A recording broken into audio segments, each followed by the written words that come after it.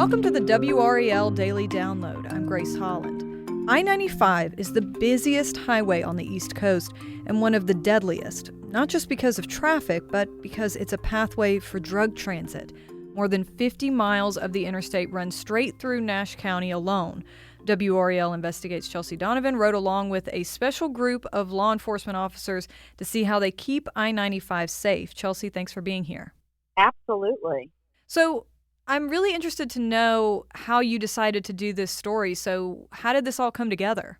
So this was just an idea that I had about a year ago. We did an undercover drug task force with Nash County, where we went along with them undercover with their narc agents and served search warrants for drugs and other things. And we really got a behind-the-scenes look as to what these guys, or men and women, are doing to really get drugs off the street.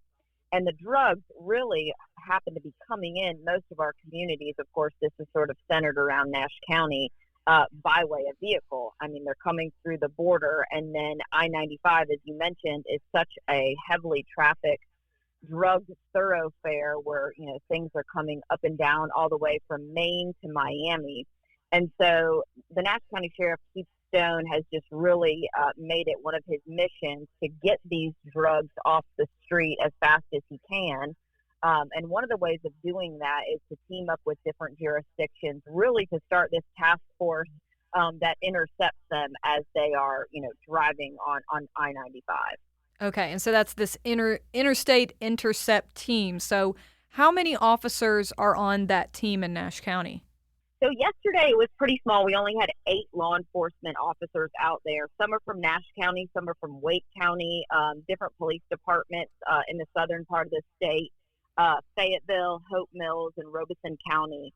And then we just got in the car with Sheriff Stone just to start that ride along. And basically, the first stop of all of this is just for regular run-of-the-mill infractions, whether it be speeding or following too closely or texting while driving. Certainly there's some indicators they're also looking for besides just running radar and catching someone for speeding, and they don't want to go into the schematics of that and how they can kind of identify criminal activity. You know, but one of the things that is interesting is if someone is, you know, passing through with drugs or perhaps just money, a lot of times they're speeding, they're having, you know, they have a lot of energy drinks, they've been driving for days on end trying to make this drop or deliver cash or drugs. And so there's certain things that they look for criminally that they might be doing, but a lot of times it starts with speeding or just a simple roadway infraction, and that's sort of the tip of the iceberg that might lead them to more of a criminal investigation. Okay, let's take a quick break right there and we'll be right back.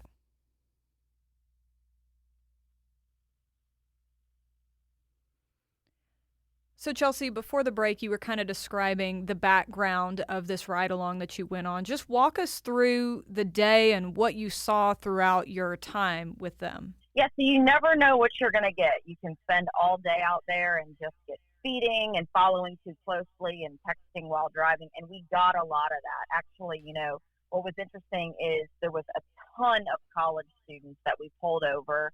You know, schools out, they're making their way back up north to maybe New York or New Jersey. And a lot of them were going, you know, 20 to 25 miles over the speed limit in a 70 mile per hour zone. So we had a lot of that. Then what we're noticing too is once we would pull someone over perhaps for, you know, alleged speeding, there were 2 cases where 2 gentlemen simply did not have a license at all. It wasn't revoked. They just did not have a driver's license. So obviously, you know, they're taken to jail, bonded, and cited and charged with that.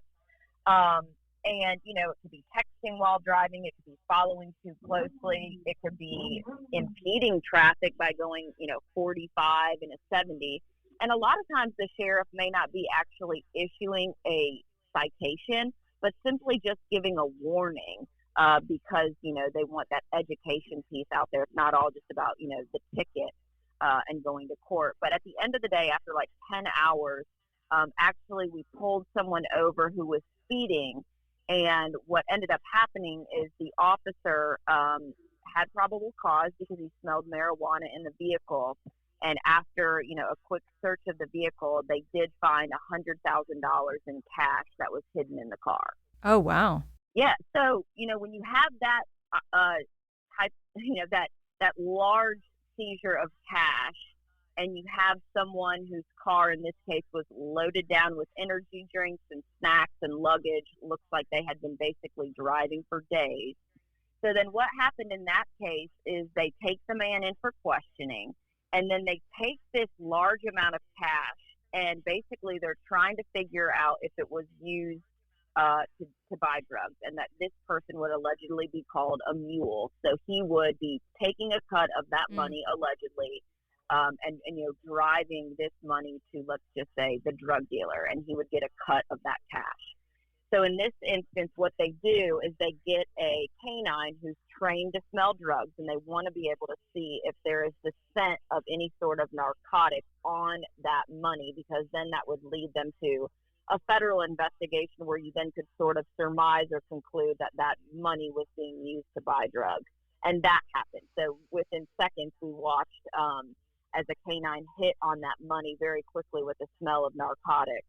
So this guy that was driving this money, he's not arrested because there was actually no marijuana in the car. It was just the smell of raw marijuana. But obviously, the DEA is quickly brought in when you have that amount of cash that's been seized. And then, obviously with this, he's going to be on a federal radar. So as Keith Stone, who's the sheriff in Nash County, said, you're taking fuel from the fire when you have a seizure like this, because hopefully this is going to, make sure that less drugs are coming into the community. Right. And I think that really illustrates maybe some pieces of the drug trade that a lot of people don't think about. Yeah, I think a lot of people don't know. I mean, I-95 is 1,900 miles, and, you get a little taste of everything, as we did when we did this ride along. It may not be drugs in the car, but perhaps it's money to buy the drugs, and perhaps someone, it's their job to take that money and give it to someone else. So it's really interesting to kind of see the behind the wheel inner workings as to, that money could lead them to a drug lord or a kingpin. Little baby steps lead them to a much larger bust is sort of the goal in some of these things. And as someone who has done reporting with these kind of ride-alongs and, going on the bust you said you went on last year, what kind of stood out as different about the way that this worked? Or was there anything that you learned that you weren't expecting? So this is kind of what Keith Stone says. This job, pulling people over, is one of the most dangerous jobs that law enforcement do. When we were serving search warrants with the narcotics team, you know whose house is going to be there. You hope to know who's behind the door. You've done the background on the suspect.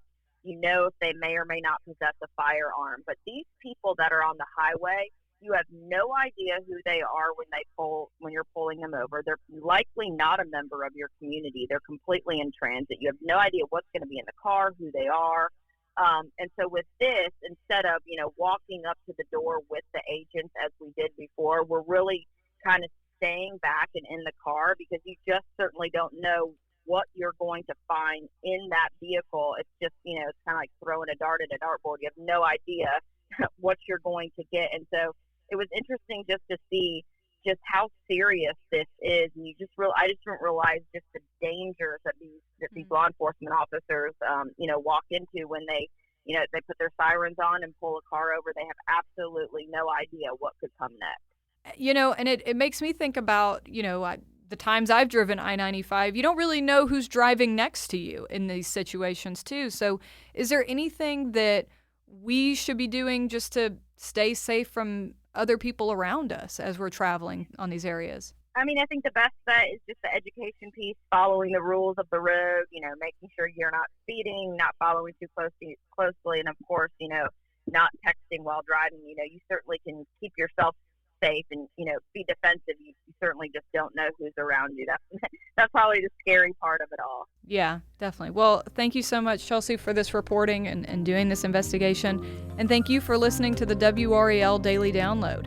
Another great way to get WRAL news is the Morning Briefing newsletter. It's a daily email that's waiting in your inbox every morning with local news, events, and headlines to get you ready for the day. Sign up at WRAL.com/newsletter.